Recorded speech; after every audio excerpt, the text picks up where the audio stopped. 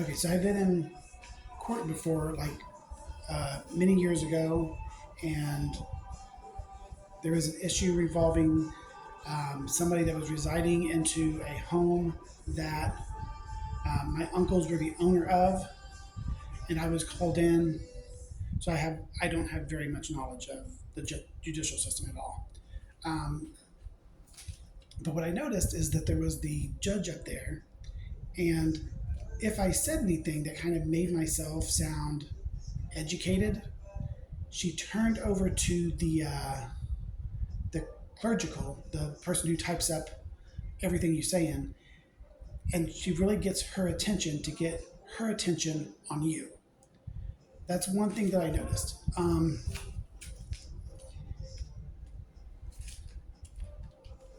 But going back into the kitchen, I kind of like was trying to make sense of things in my own way. Um, so when in life, when you do something wrong and you get called into court, they see what you did, kind of like what's the course of action. So, like in work, they see what you did, which is very petty, and they see the course of action. So, the point of the prosecutor is to, in a work situation, is to see if you can do the job. All right. So, they're not going to go to the head without saying, they're not going to go and say he can't do the job because, like just meeting me. So he's not going to go come in there and say he can't do the job. He's going to say these are the reasons why he can't do the job. So when I got started, I was a server. So the head was Troy. He was the head of the district. So think of it as Indianapolis. We have different districts, so all within Indianapolis. We have Chatham Arch, we have Fountain Square, we have just different districts.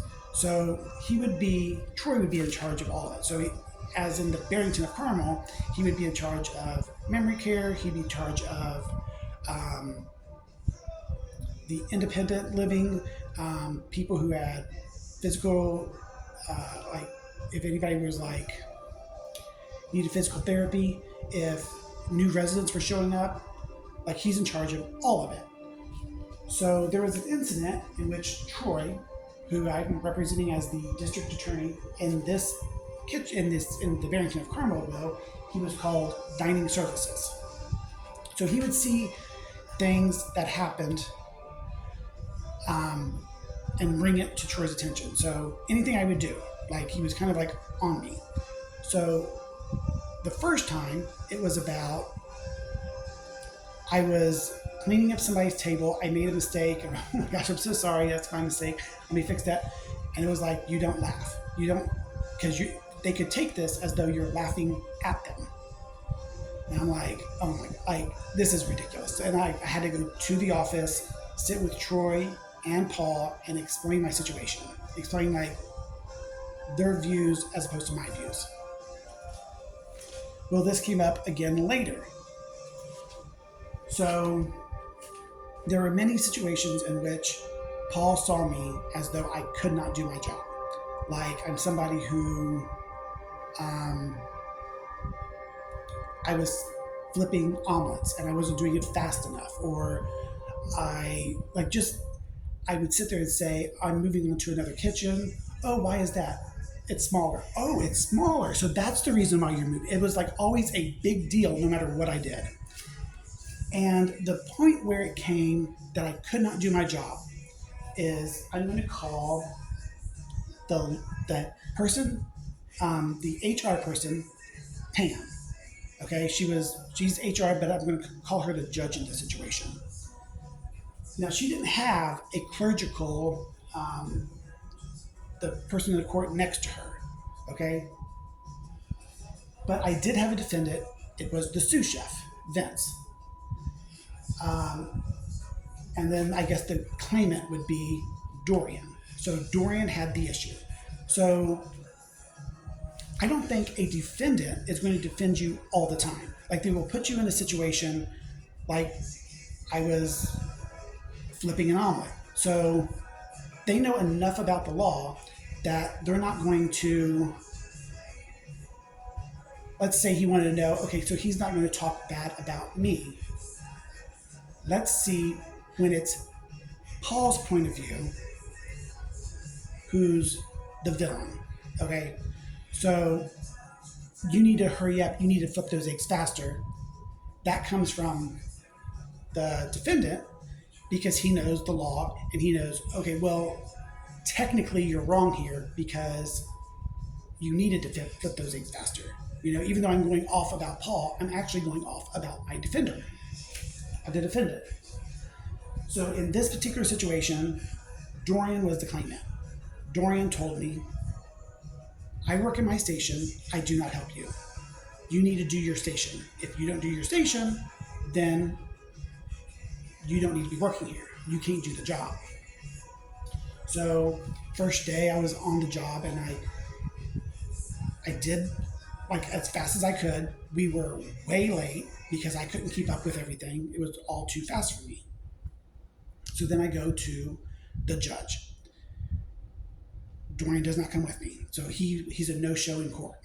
I'm talking to the judge as though Dorian is sitting next to me. Why was the food service not done?